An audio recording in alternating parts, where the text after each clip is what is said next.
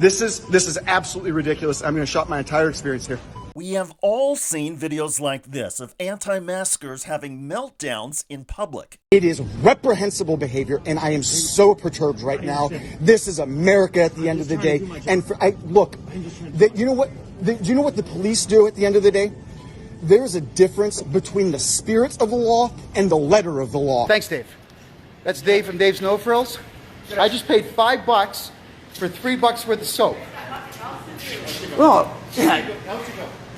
I gotta buy soap. I gotta shower. My God. Your masks don't work. This has been going on for almost a year now. If they work so well, why are people still getting sick? But you know what we haven't seen? What happens when people get fed up with the insane antics of these anti-science lunatics. Hello everybody, I'm David Shuster, and thanks for watching. Some of you may remember seeing this next guy when footage surfaced of him berating store employees who had demanded he put on a face covering. And I should have filmed the whole thing. My God, I was yelling. I was explaining them for like a good 10 minutes there. Wow. I'm being refused service in this shop where I spent thousands of dollars because I'm not wearing a mask. This is discrimination.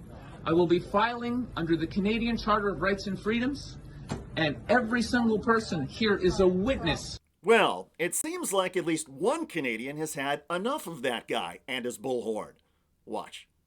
Congratulations for following the narrative and trusting the news and not questioning anything. You're all doing a great job complying with the narrative.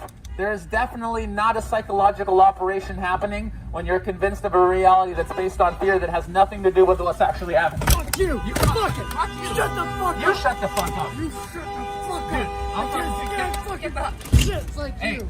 get the fuck out of here! You're fucking insane, bro! Get the fuck out of here! Get the fuck out! Get the fuck out of here! Get the fuck out of here! You're insane, bro! You're trying to wake people up because you've been psyoped. We love you, people, but you've been you're literally been psyoped. Wow. Okay, are you happy now? No, none of this makes us happy. The COVID-19 pandemic has claimed nearly 3 million lives worldwide, with countless more broken hearts and grieving families. And while that bicyclist should not have attacked that anti-masker activist, when you stop and think about how incredibly tone-deaf, insensitive, and insulting that man's actions and rhetoric have been, it's perhaps not all that surprising that somebody would eventually erupt and make him face some consequences. This has been a very long and frustrating year. It is true that some things are beginning to return to normal. Shops, businesses, and schools are reopening, people are beginning to travel again, and the COVID deaths and infection rates are down to their lowest figures in 9 months. However, as liberation comes and we emerge from this unbelievably challenging year, there are still many problems that remain unsolved, and several problems that have actually gotten worse because of the pandemic.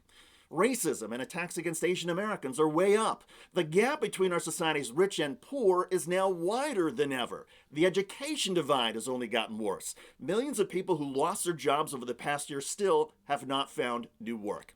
And all of us, no matter your age or family responsibilities, are exhausted. At this crucial and sensitive time, we should all be looking out for one another and thinking of how we can help the greater good. We are instead tearing each other apart. Now is the time when we have to choose what kind of society we want to live in. A society where we support one another, or a society where it's every person for themselves. Choose wisely. The outcome will affect all of us.